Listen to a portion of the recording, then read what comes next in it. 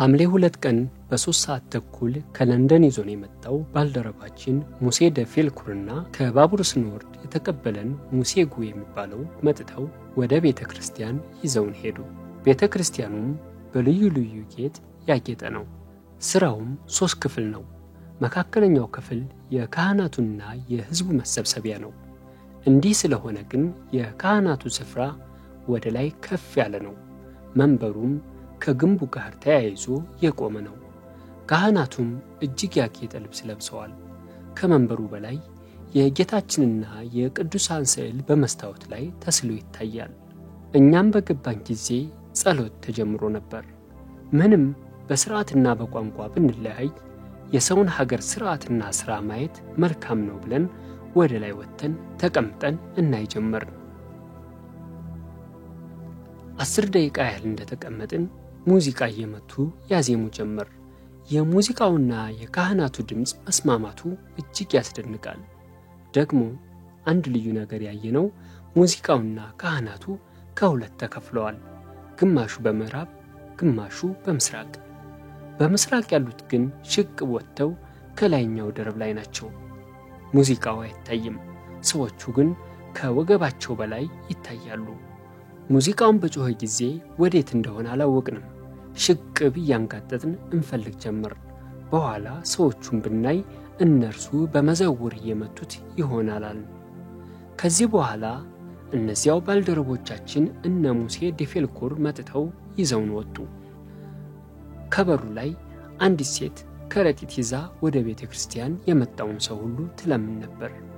እኛንም ስንወጣ አይታ ለመነችን። እንደ መጠናችን ጥቂት ሰጠናት። ከቤተ ክርስቲያንም ስንወጣ 4 ሰዓት ከሩብ ሆኖ ነበር። ከዚያ በኋላ በመንግስት አውቶሞቢል ሆነን ወደ ፎንቴንብሉ ሄድን።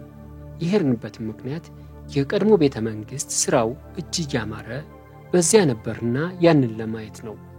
ይህንንም ሄዶ ለማየት እኛ ፈልገን አይደለም። እነዚያው ባልደረቦቻችን ሄዳችሁ እዩ ብለው ቢለምኑን ነው እንጂ። የመንገዱ ርቀት ከፓሪስ 60 ኪሎ ሜትር ነው። ስንሄድም እንደ ድቅድቅ ሆኖ መሬቱ ተደልድሎ ሳር በቅሎበት ከተማውን የከበበ ስፍራ አገኘን። ደጃዝማች ካሳ ይህ ምንድነው ብለው ጠየቁ። ይህ የፓሪስ ከተማ ምሽግ ነው። ቀድሞ ከተማው እስከዚህ ነበር። አሁን ግን ሰው እየበዛ ስፍራ እየጠበበ ከምሽግ ውጭ እየወጣ ይሰራ ጀመር። የምሽጉ ዙሪያ 50 ኪሎ ሜትር ነው ብሎ ሙሴ መለሰላቸው። ሕዝቡ የሚገብሩት ግብር እንደምን ነው? እንደ እንግሊዝ ሀገር ከ20 አንድ ነውን ብለው ጠየቁት። አይደለም፣ የፈረንሳይ ሀገር ግብር በመሬት ነው። በ1 ሄክታር ማለት በ100 ፓውንድ ክንድ 4 ማዕዘን መሬት 20 ፍራንክ ነው። ዳሩ ግን 20 ፍራንክ ስሎ ወደ ከተማ የቀረበው ስፍራ ነው። በንግድም በኪራይም ብዙ ጥቅም ይገኝበታል ተብሎ ከከተማ የራቀው መሬት ግን የሚገበርበት በ100 ክንድ 4 ማዕዘን መሬት 5 ፍራንክ ነው አላቸው። የሀገሩ አገዛዝስ እንደምን ነው? ባላገሩ መርጦ ይሾማልን ወይስ ከመንግስት ይሾምበታል ብለው ጠየቁት። የሀገሩ ክፍል 86 ነው። በዚህ ሁሉ እንደ ምስለኔ ያለ አንዳንድ ሹም ይሾምበታል። የሚሾመውም ከመንግስት ነው። ለነዚህም የሀገር ሹማምንቶች አለቃቸው የሀገር ግዛት ሚኒስትር ነው።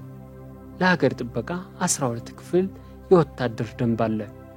ይህ ወታደር እየተከፋፈለ 86ቱን የነጋሪት ሀገር ይጠብቃል። ዋነኞቹ ሚኒስትሮች 12 ናቸው። በፈረንሳይ ከነዚህ በላይ ሚኒስትር አይሾምም። የነዚህ ሁሉ ጠቅላይ ፕሬዝዳንቱ ነው። የፍርዳችን መሰረት የታላቁ ናፖሊዮን ፍትሐ ነገሥት ነው። ዳሩ ግን ዛሬ ለጊዜው የሚስማማ ጥቂት ተጨምሮበታል።